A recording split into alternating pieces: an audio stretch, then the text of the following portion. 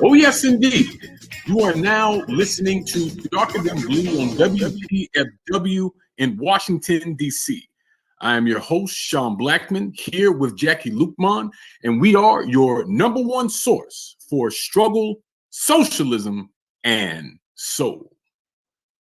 That's right, my friends. So glad to be with you all again. Today is Friday, January 19th, 2024. And I wanted to kick the show off today by talking about some developments in Latin America, namely in Argentina. And we're very happy to be joined for this conversation today by Zoe Pepper-Cunningham, a journalist with People's Dispatch. Zoe, thanks so much for joining us. It's amazing to be back with both of you. It's amazing to be speaking with you again, Zoe. And, here recently, one Javier Milei, who's the president of Argentina, gave a speech at the World Economic Forum in Davos, Switzerland, where he warned that the Western world is in danger.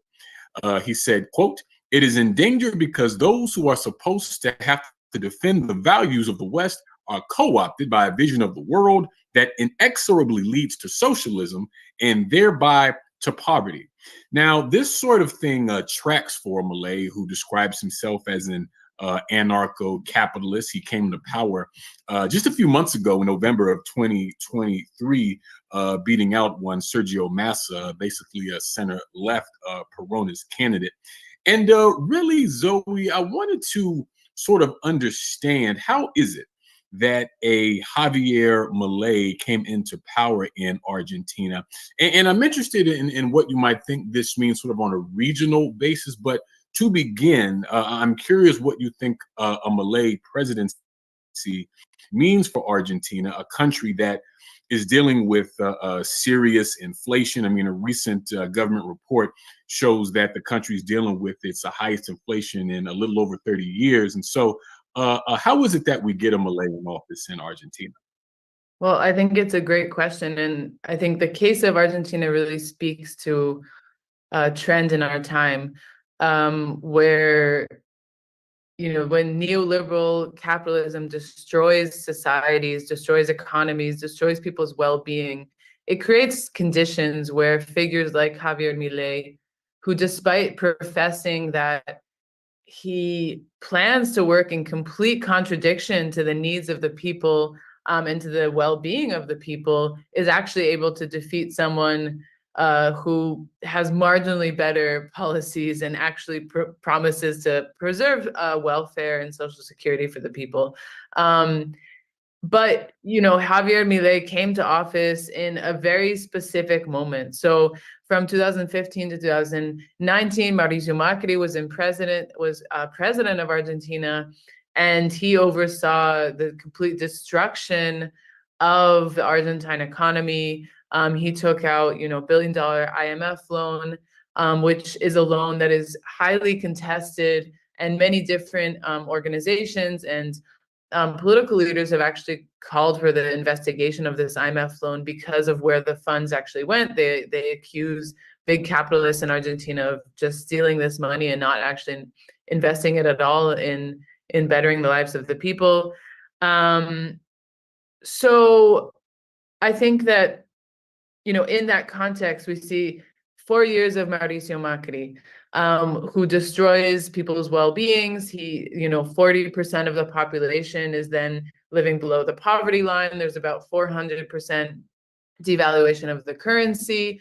And from there, we move to Alberto Fernandez, who wins the elections, with a broad coalition, very, very broad coalition of people who were just anti-Macri. They said, whatever happens, we just need him out.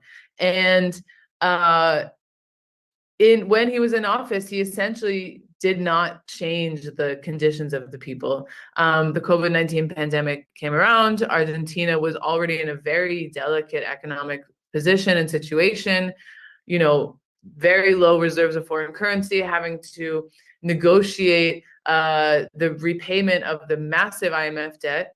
And essentially this sent the economy further in a tailspin, further devaluation of the currency, record levels of inflation, as you mentioned, Sean, and people saying, okay, well, you promised you were going to be different, but somehow things are actually worse. And all of the values of, upholding the people and making sure that the interests of the people are put first are not actually being implemented. And then when the elections come around, you have someone like Javier Milei, who's completely crazy and completely backwards and, just all around a horrible person. But he says, I'm going to bring around change. I'm not like them. You've probably never heard of me. I will dollarize the economy. All I care about is that people can be wealthy. It doesn't matter if, the person who doesn't work becomes wealthy. What I care about is,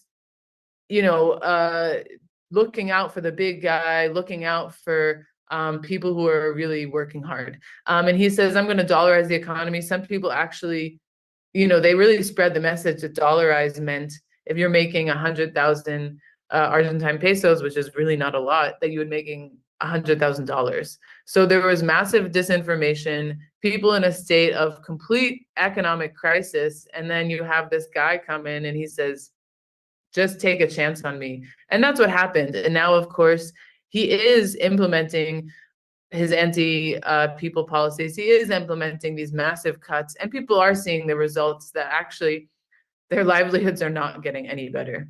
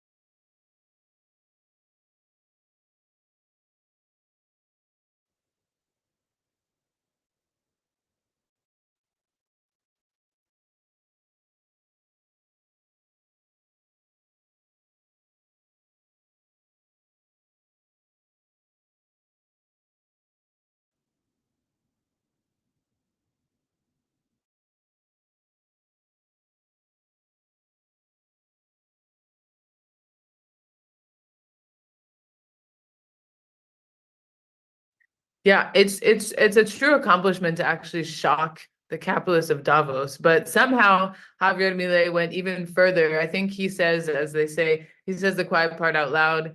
I mean, what's funny is that the two main items on the Davos agenda was like gender equality and environmentalism.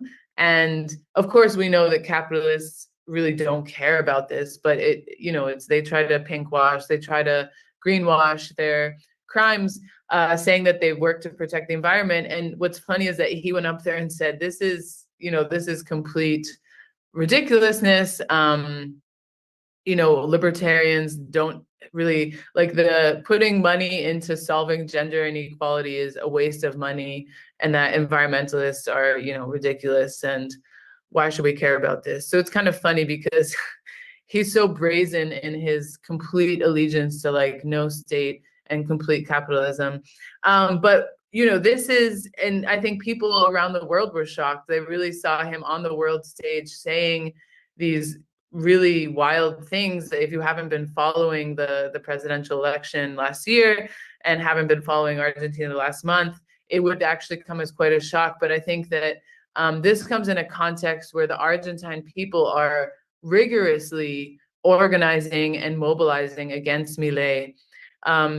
Within 10 days of him being sworn into office, he had already implemented his first decree to attack labor rights, to attack fuel subsidies, to attack the very basic policies which were actually maintaining the Argentine people just a little bit afloat. And so, in response to this, people were already mobilizing. The major trade unions had been taking to the streets, social organizations.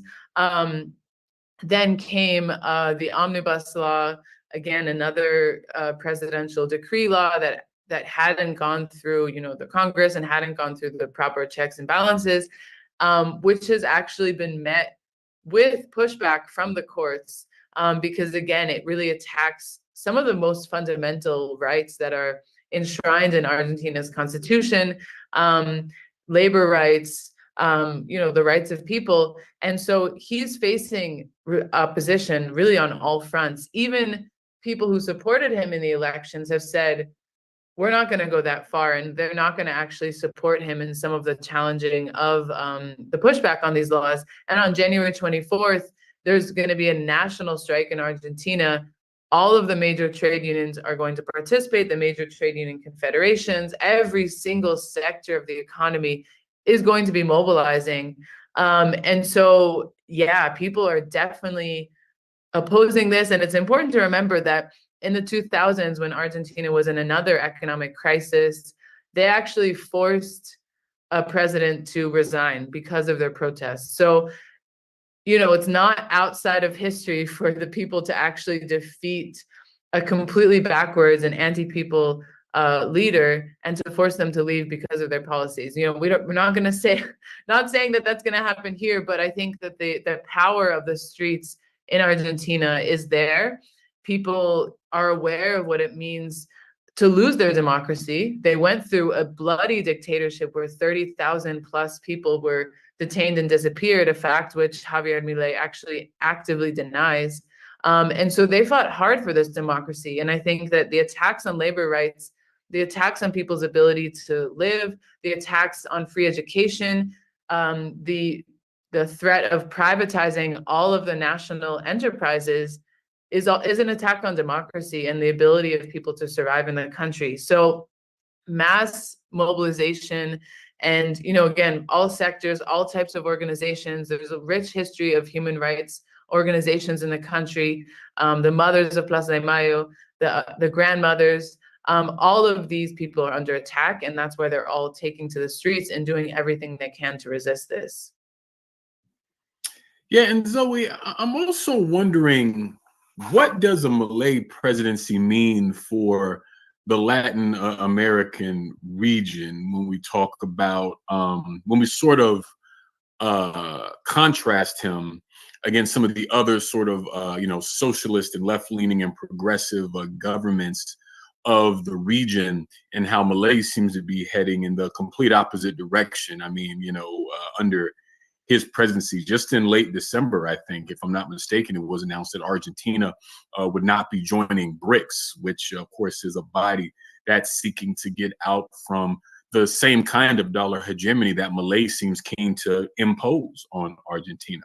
And so how does that regional dynamic sort of work when with not only a president who's trending in a different direction than much of the region, but also when we talk about that, the right-wing elements in Latin America have a lot of support from the US and these other sorts of powers. Like, how do you look at it from that perspective?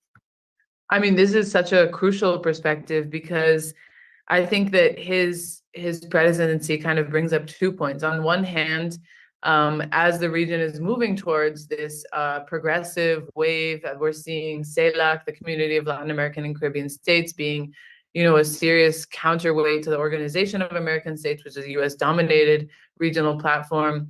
As we're seeing, there were proposals when Alberto Fernandez was president of having a joint currency for Argentina and Brazil engage in trade. And a lot of these regional proposals are seriously threatened with Javier Milei, because he essentially wants nothing to do with these regional platforms. He said, my priority is doing business with the United States, being an ally to Israel, which important to point out, he's fiercely Zionist. And he even threatened to cut off all ties with China. That seems to have been walked back. But again, he really is a threat to a lot of this regional work. And we've seen that when Macri actually inaugurated the right-wing wave in the 2010s, when he won in 2015, we saw many other victories of right-wing people, Ivan Duque, Jair Bolsonaro, and that created a regional situation where they could all gang up together and attack Venezuela. So not saying that this is going to bring another right-wing wave, but surely these proposals that were happening on a region aren't going to be as strong or have as much capacity, because Argentina is one of the biggest economies in the region. And that's why the relationship between Lula and Alberto Fernandez was so crucial, because they actually are huge economic players. But we'll see how long Milei can really survive with having this isolationist proposal. But I think the other point that's important that, the victory of Javier Milei kind of points out in the region is that when you have progressives who are sort of in the center, winning in this liberal democracy, that doesn't mean that you've defeated the far right, and that doesn't mean that the far right can't grow and continue to strengthen itself while being president. The case of Lula, for example, in Brazil, he won against Jair Bolsonaro, and that was seen a really important defeat of the far right. But we would be kidding ourselves to say that the far right isn't in Brazil and isn't, having a dynamic while Lula's president. There are numerous attacks against the left, against progressive movements. Of course, January 8th, I think that provoked a response from the Lula government. But it's an important reminder that, as we continue to, as long as you're trapped in a cabinet. And so I think that it's a reminder that people have to take this seriously, and they have to really contend with the conditions of inequality and these real economic factors, these material reasons of why the right continues to grow. And I think, for example, many people brought it up in Mexico, for example, AMLO, of course, has really high approval ratings, but at the same time, there is a right-wing section that continues to grow, and it's unlikely that they'll win the elections this year. However, they're continuing to grow and they're continuing to gain steam. And 2 years ago, no one took Javier Milei seriously, and they said, this guy is never going to win. And yet he is now president. So I think it's also a reminder that the far right cannot be ignored, and that if those conditions aren't addressed, it's going to come up one way or another, and it's not going to be good.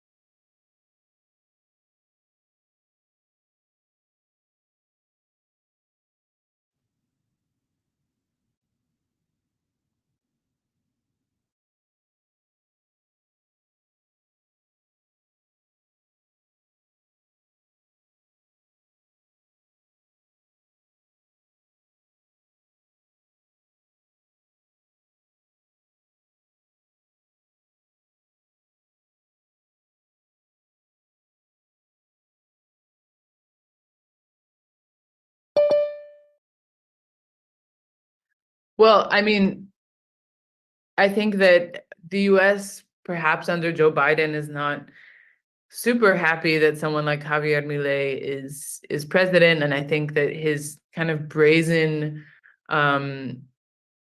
comments generally about pretty much every topic are seen as a little too radical.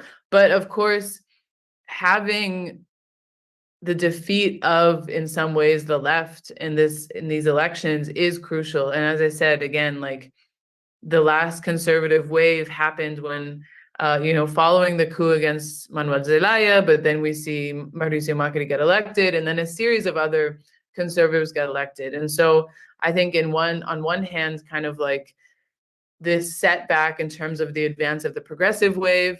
Obviously, it's not good for the US when there is a strong regional bloc in the region that is willing to take on US interests, that's willing to challenge US interests, that's willing to say, hang on, why are we all ganging up against Venezuela when it's our neighbor? And so, for example, Gustavo Petro, who again, not a socialist, but someone who does not want to have bad relationships with Venezuela, who understands that it's under attack because of its oil reserves and because it's different socialist model. You know, having those relationships and actually having a region that's working together for the common good is positive. So I think one setback and one reason why this is, you know, positive for the United States is that it's one victory against this kind of like regionalism and this Latin American platform. But also, I mean, Milei has essentially said that all of the protections that Argentina has on its economy, which are actually quite strong protections, are eliminated.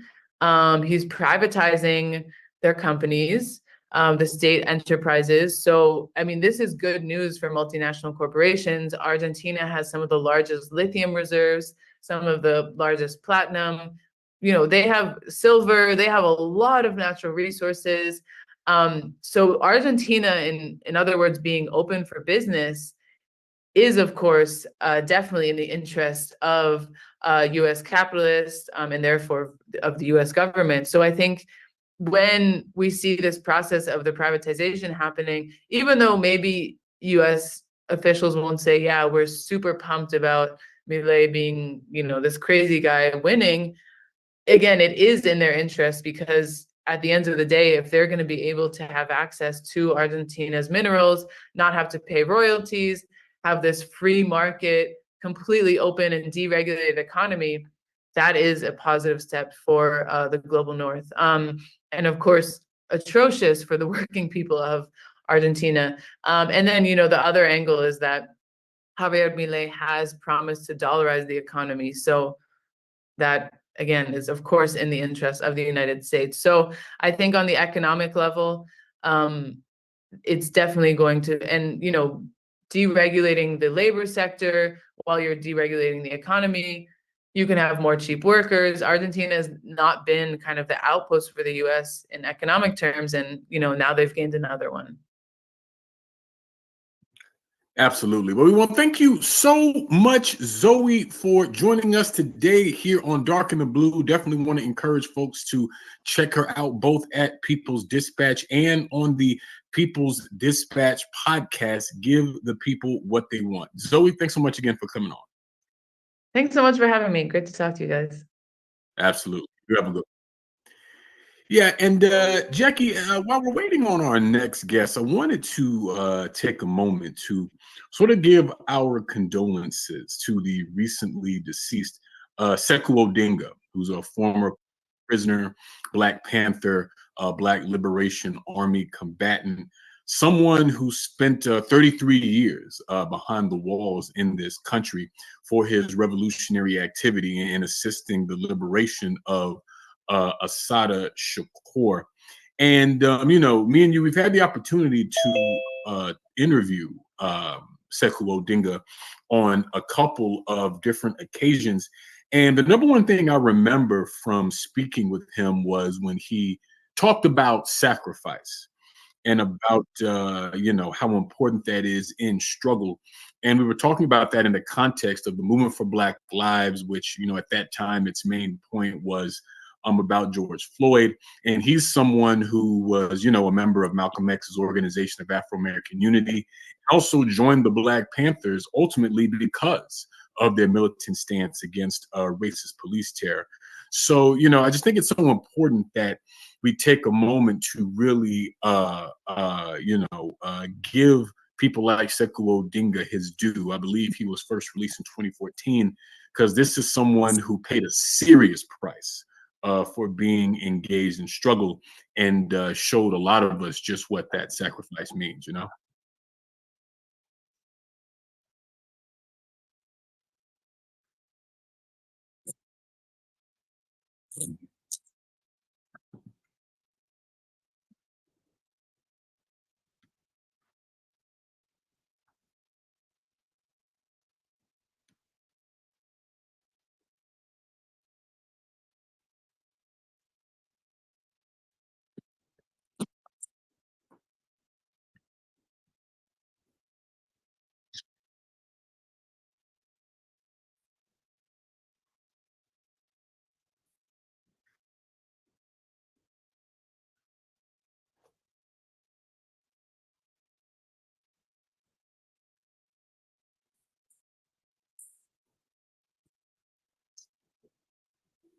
Absolutely. And if you'd like to hear one of our conversations with Sekou Odinga, we posted one to our Twitter at DRKR then blue, and that's on Twitter.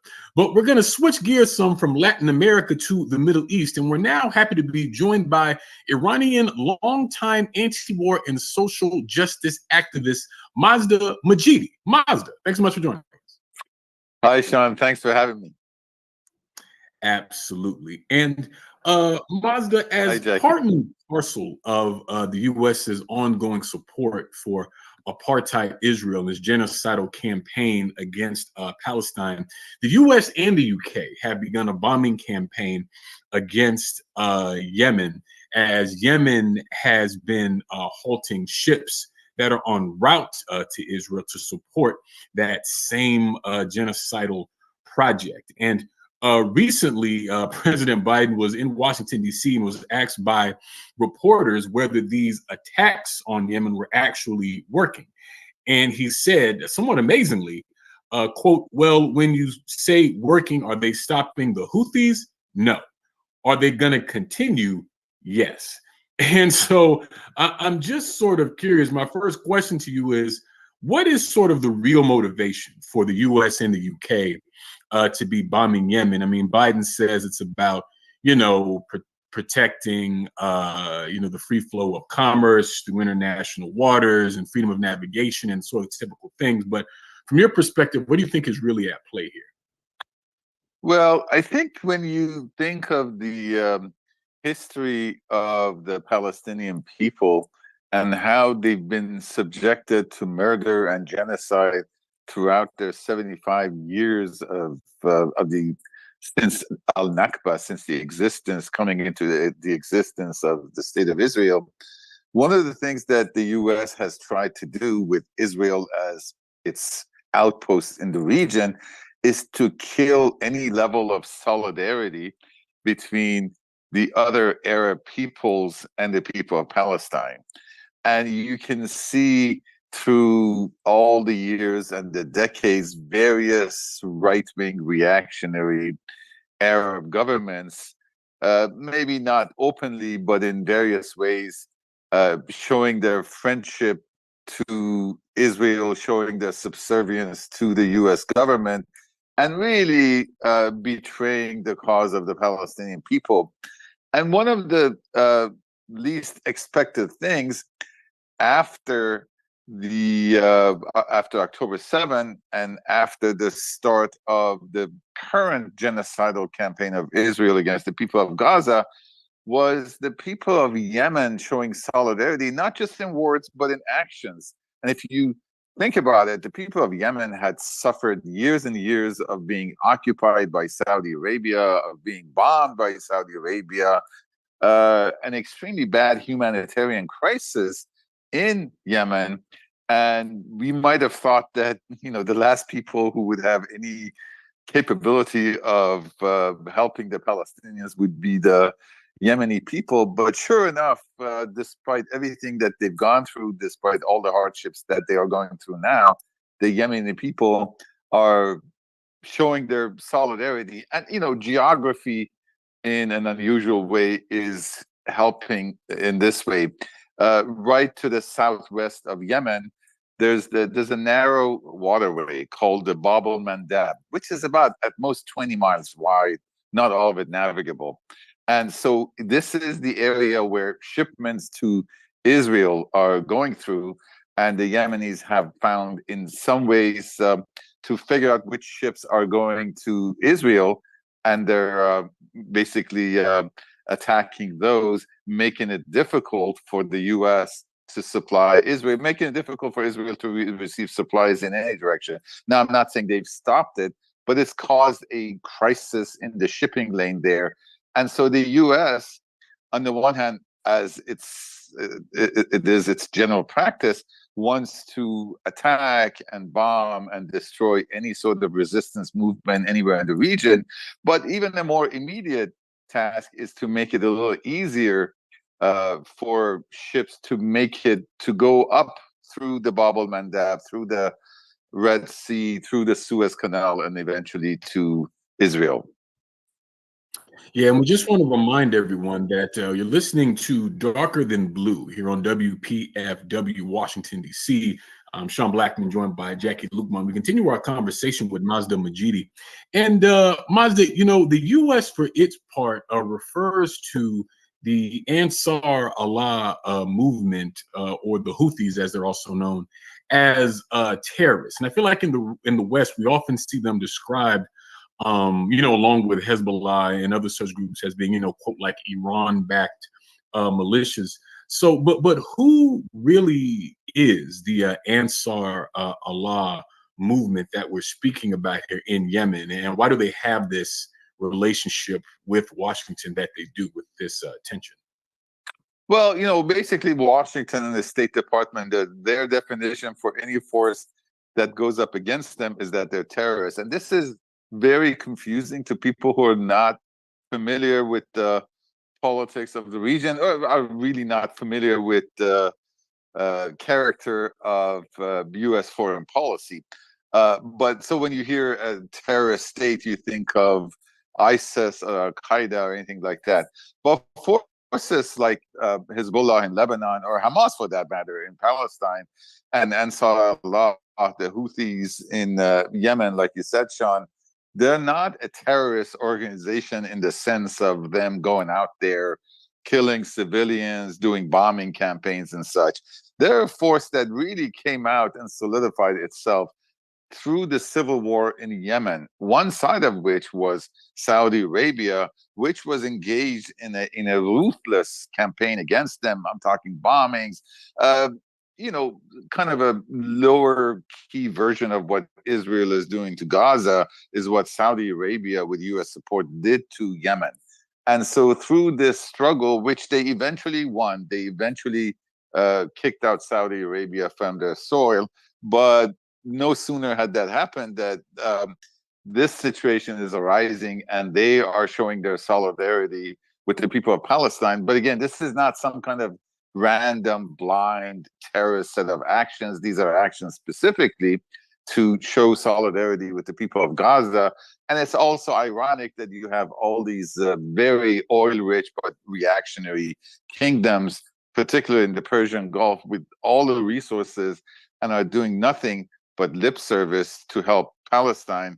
And you have a very low resource, poor country like Yemen, having just come out of their civil war and the Saudi occupation, and they are the ones who are doing so much to show support for Gaza.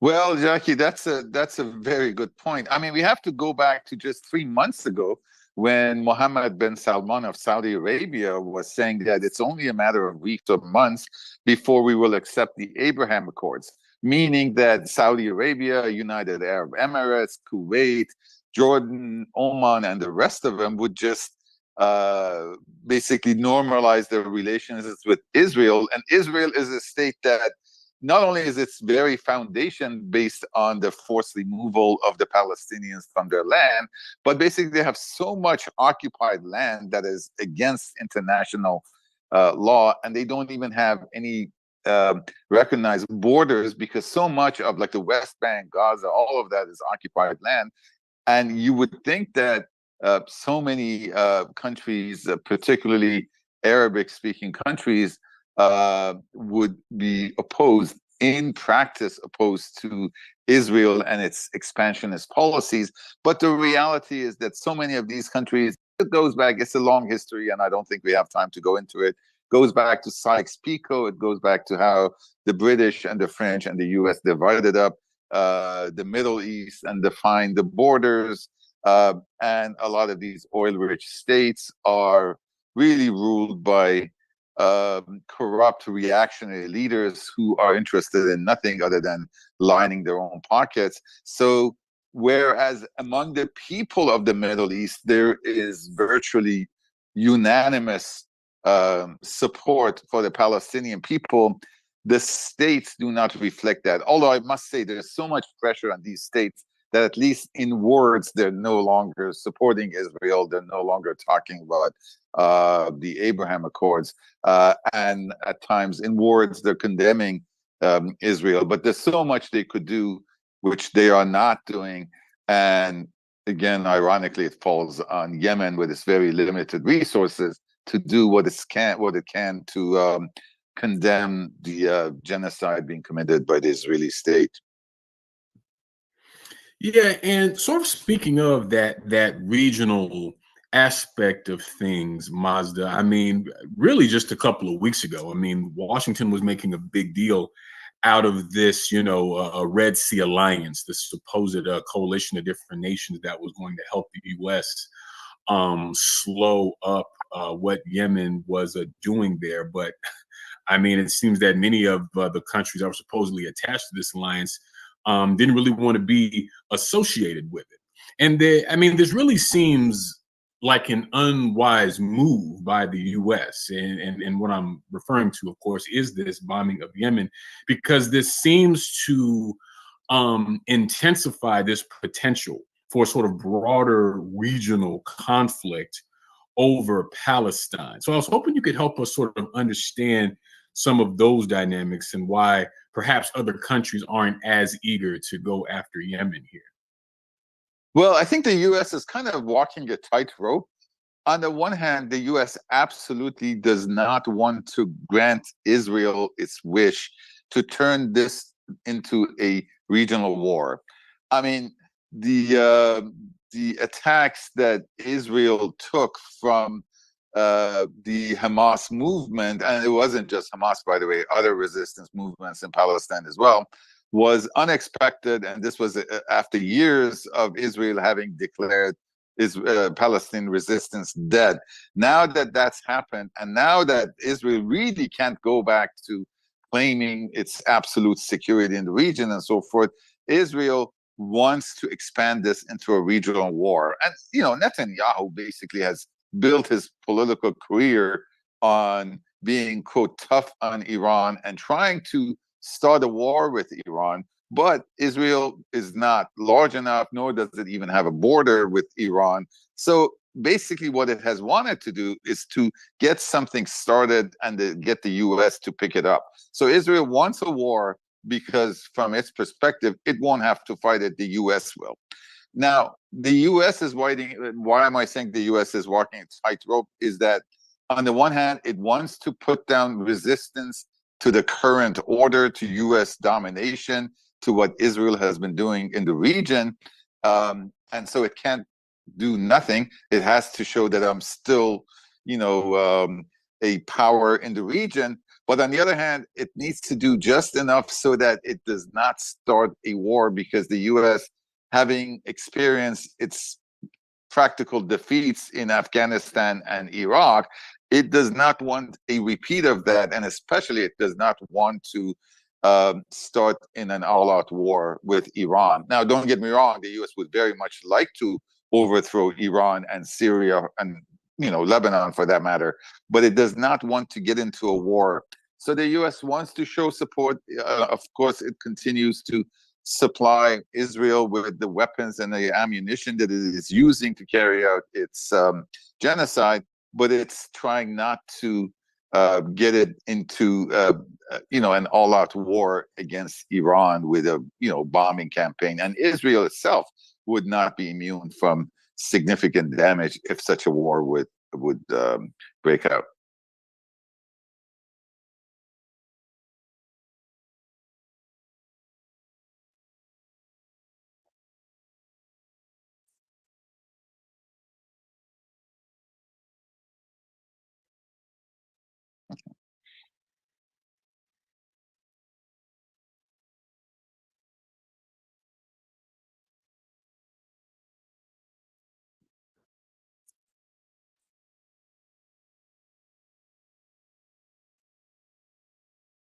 Right.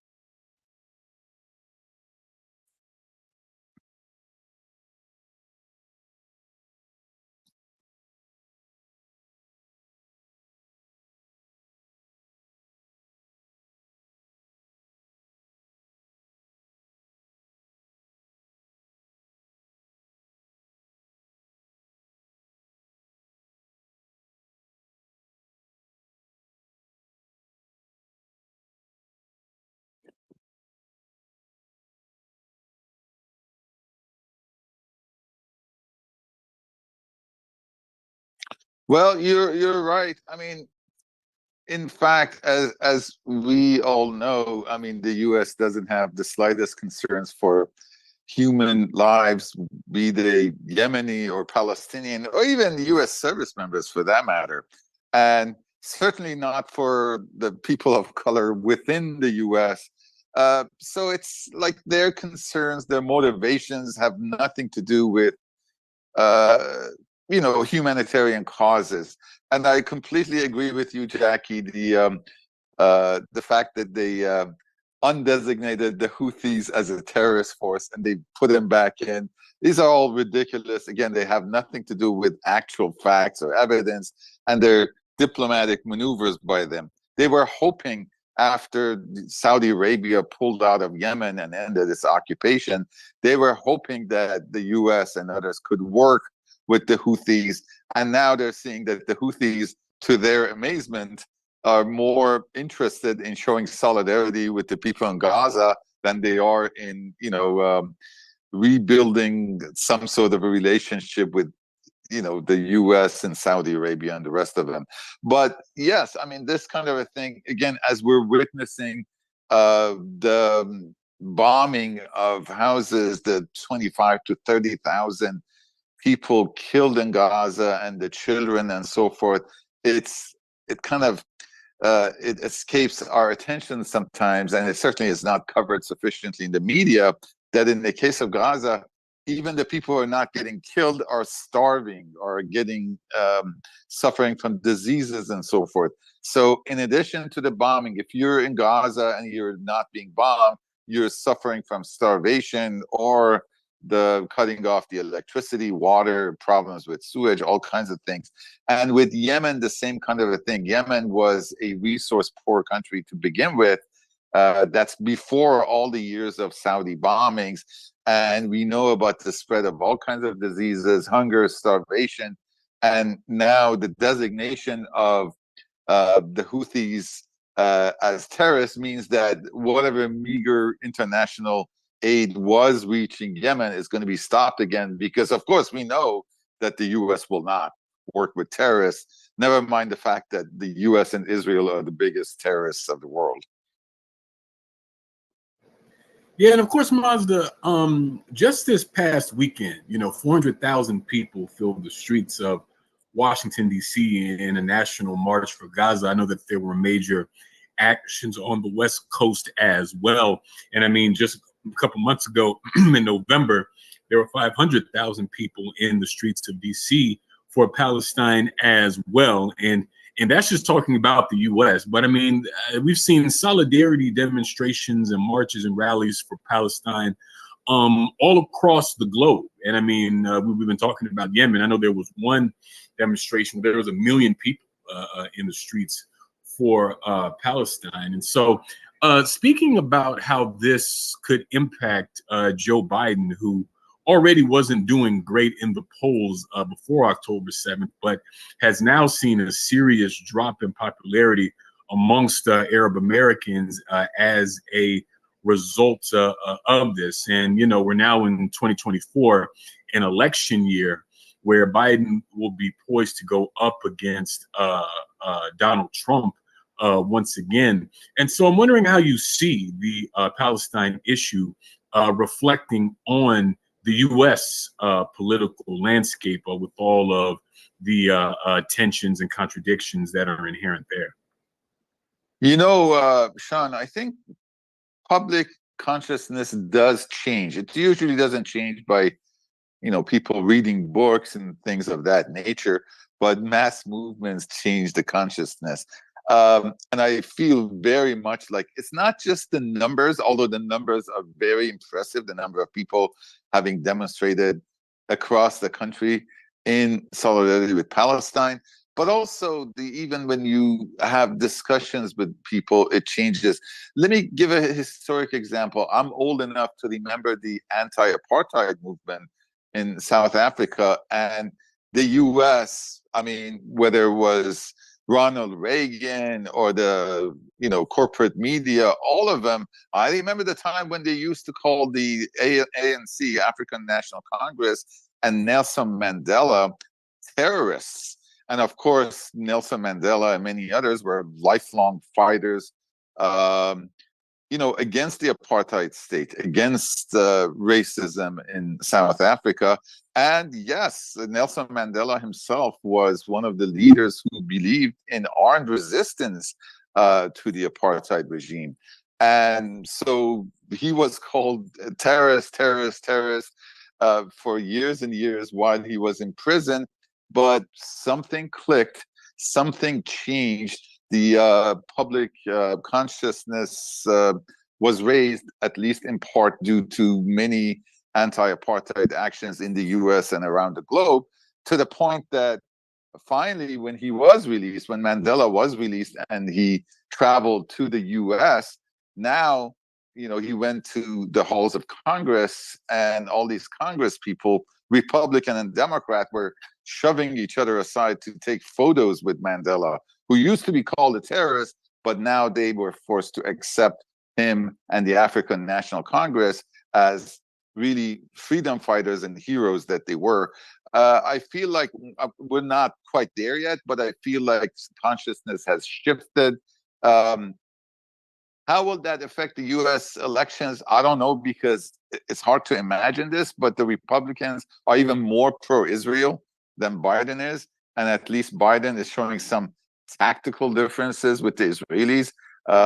But it is certainly true that while even in the anti-war and in the progressive movements, expressing solidarity with Palestine was often considered something by the more liberal, moderate forces as, quote, divisive. Now we don't encounter that anymore. It seems like every progressive in the US who has, marched for Black Lives Matter, has marched for many other progressive causes, is now marching for Palestine. So I do definitely see, Sean, that there is a consciousness shift going on in the US.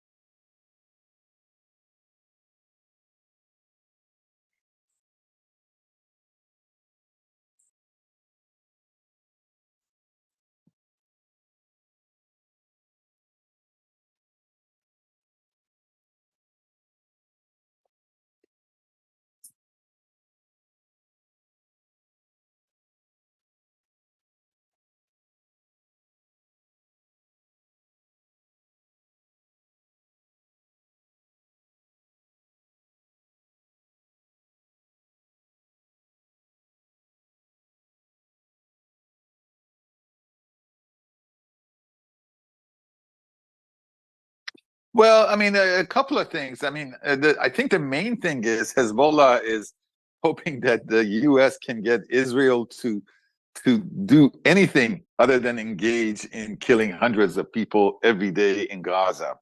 Um, whether it's Hezbollah or Hamas, all the forces in the region, as they're facing much superior forces in terms of armaments, of course, they do and they have to be open to negotiations. The problem is Hezbollah would right now, Israel, the Al Jazeera is reporting that Israel is telling Biden that we're about to attack southern Lebanon. I don't know if that will happen. In fact, I'd be surprised if it did happen because of the defeat that Hezbollah handed Israel the last time Israel tried to do that. But I think it would be like negotiations basically first based on humanity, because Hezbollah has, even though they're in Lebanon, they have made it their business very much to show solidarity with Palestine. And within their ability, they have launched attacks on Israel, particularly the areas of Israel that are, bordering on Lebanon. So I would imagine Hezbollah, like any other decent human being on the planet, wants Israel to stop its relentless bombing and genocide of the Palestinians. Outside of that, I think if the U.S. forced Israel to limit its endless wish for expansionism and for attacks on its neighbors. Israel does not have a neighbor that it has not at one point or another bombed or invaded or attacked. So, the question is, can even the U.S. rein in Israel? The answer would be yes, if Biden or the U.S. administrations wanted to exercise real force. But statements like it is not helpful to continue the bombing, Netanyahu isn't going to be impressed by anything like that. And I don't think Hezbollah is interested in getting visits from Blinken when he can deliver absolutely nothing. Yeah, and I think that's the case. And Jacquie, I feel like so much of what Mazda has been describing here really sort of highlights the real character of Israel as a state. This is a country that portrays itself, really advertises itself as the only democracy in the region. And as we've been discussing, and as it's often pointed out, Israel is really just an outpost of a U.S. imperialist interest in the Middle East, and is used as a bludgeon to try to beat back any element there that tries to strike any kind of path independent to the whims of Washington. And I think that's why we continue to see such support for Palestine in the U.S. and around the world, because in so many ways, Palestine sort of exposes the raw edge of imperialist exploitation in the fact that, Israel's role in the region is why Washington is willing to either look the other way, if not directly facilitate Israel's genocidal program. And so therefore, particularly for those of us in the U.S., I think it's important that we continue to stay in the streets and organize and fight against this, because it's billions of dollars of our tax money that is going to support apartheid Israel, that's done in our name, but without our consent. You know what I mean?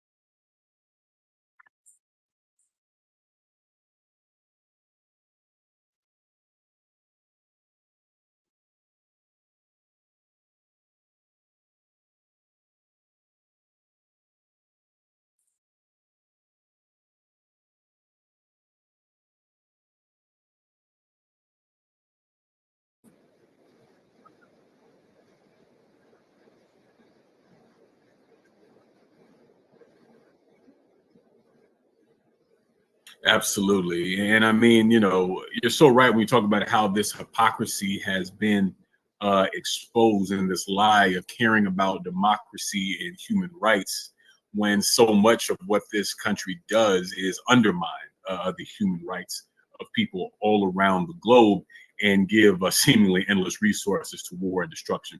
Well, we want to thank Mazda so much for joining us today. Also want to thank our guest earlier, Zoe Pepper-Cunningham. That'll do it for today here on Darker Than Blue on WPFW in Washington, D.C. And we will see you next time. Peace.